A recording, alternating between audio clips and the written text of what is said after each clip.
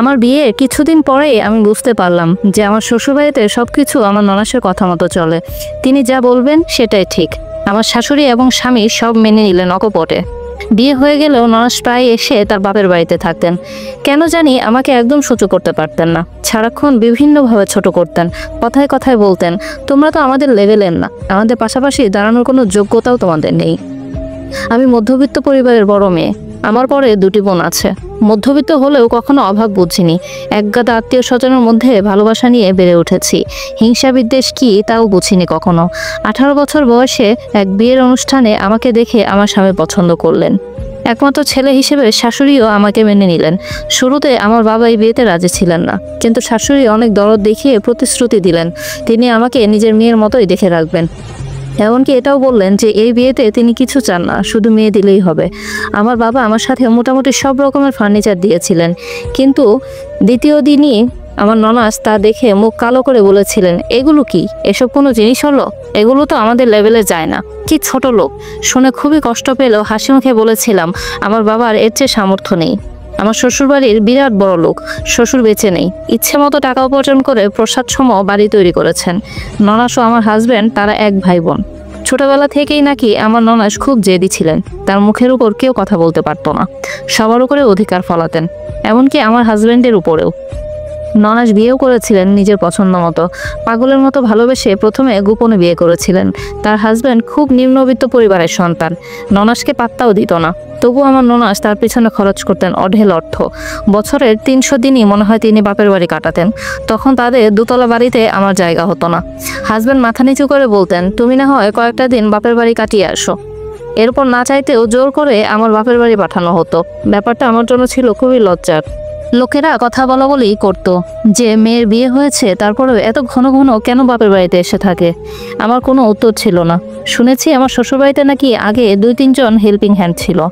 আমাকে নেওয়ার পর তারা ওদেরকে বিদায় করে দেয়, সব কিছু চাপিয়ে দেয় একা আমার উপরে। কোনো উপলক্ষ এলেই আমায় বলতো, বাপ খোঁজ নেয় না কেন? কিন্তু আমার বাবা সবসময় বিশাল খরচ নিয়ে এসেছিলেন। উল্টো সেগুলো দেখে তারা আরও নাক ছিটকেছে। বাবাকে একটু বসার কথাও বলেনি। তাদের কোনো আত্মীয় স্বজনদের সাথেও তাদের ভালো সম্পর্ক ছিল না। কারো বাড়িতে গেলে খালি হাতে যেত, আবার কেউ আসলে হালকা কোনো নাস্তা খাইয়ে বিদায় দিয়ে দিত। সব কিছু আমি সহ্য করছিলাম। এর মধ্যে আমি একটা ছেলে সন্তানের মা হই। আমার সন্তানের প্রতিও তাদের কোনো মায়া ছিল না। ননাস তো সহ্যই করতে পারতেন না। ভেবেছিলাম আমার সাথে যাই করুক আমার সন্তানের সাথে ভালো ব্যবহার করলেই হবে, কিন্তু তাদের আচরণ দেখে মনে হতো এ তাদের বংশধর নয়। ছেলে হওয়ার পরেও আমার স্বামী আমাকে প্রায় বাপের বাড়িতে দিয়ে আসতেন। একদিন মাথা তুলে বলেছিলাম যে এভাবে আমি যেতে পারবো না। আগে না হয় একটা কথা ছিল, এখন আমার ছেলে আছে, লোকেদের কথা আর কত সহ্য করব। আমার স্বামী তখন হাতে পায়ে ধরে বললেন তার সত্যিই কিছু করার নেই, তিনি অপারগ। বড় বোনের মুখের উপরে কথা বলার মতো সাহস তার নেই। আমার স্বামী যে এতটা মেরুদণ্ডহীন তা ভাবতেও আমার ঘৃণা লাগছিল। 10 মাসের ছেলের মুখের দিকে তাকিয়ে তার মায়া হলো না। সে তার মা বোন থেকে আলাদা হতে পারবে না, কিন্তু তার ছেলে যে তার জন্য পাগল, সারাক্ষণ অবুঝ মনে বাবাকে খুঁজে বেড়ায়, এটা নিয়ে তার কোনো চিন্তাই ছিল না। এরপর 1.5 বছর ছিলাম বাপের বাড়ি। এই 1.5 বছরে একদিনের জন্য আমায় ওরা নিতে আসেনি। আমার স্বামী মাঝে মাঝে দেখতে আসতেন। শাশুড়িকে আমিই ফোন দিতাম, ননাস তো খোঁজই নেননি। 1.5 বছর পর মাত্র 1 সপ্তাহের জন্য আমার শ্বশুরবাড়িতে এলাম। ভেবেছি এই আসা যাওয়ার খেলা এবার বন্ধ হবে, কিন্তু এর মধ্যে আবার ননাস এসে উঠলেন। আর স্বামী বিদেশে চলে যাওয়ায় বিদেশে যাওয়ার সম্পূর্ণ খরচ আমার ননাস দিয়েছিলেন তার বাপের সম্পত্তি থেকে। শাশুড়ি কিংবা আমার স্বামীর কোনো কথা বলার ছিল না। আমাকে আবারও যেতে হলো বাপের বাড়ি। কেটে গেল 3টি বছর। এর মধ্যে বাবাও মারা গেলেন। আমিও কাজ শুরু করলাম। আমার বোন নার্সিংয়ে পড়তো, সে টিউশনি করে নিজের খরচ নিজেই চালিয়ে নিত। আর সবার ছোট বোন 9-এ পড়তো। এই 3 বছরে আমার স্বামী আমাকে 1 টাকাও দেয়নি, তার সন্তানেরও কোনো চিন্তা করেনি। বাবা হিসেবেও যে সে এতটা নিচু মনের হবে তা আমি কল্পনাও করিনি। সবশেষে আমার প্রচণ্ড আত্মসম্মানে লাগলো। আমিও হাত পাতিনি, নিজের মনকে শক্ত করে নিয়েছিলাম। আমার সন্তান তো আর বাবাকে চিনতই না। আমার এক খালাতো ভাই ছিলেন যিনি মাঝে মাঝে আমাদের জন্য বাজার সদাই আনতেন। ওনার বাবা শৈশবে মারা গিয়েছেন, এজন্য বেঁচে থাকাকালীন সময়ে আমার বাবা তাকে খুব সাহায্য করেছিলেন। এর প্রতিদান স্বরূপ তিনিও আমাদের খোঁজ খবর রাখতেন।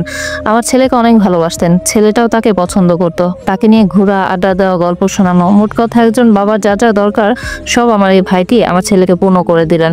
একসময় ছেলেটা তাকে বাবা বলে ডাকা শুরু করলো। কিছুতে মামা বলানো গেল না, সে ভাবতো ইনি তার বাবা। হঠাৎ একদিন আমার স্বামী এলেন আমাকে নিতে।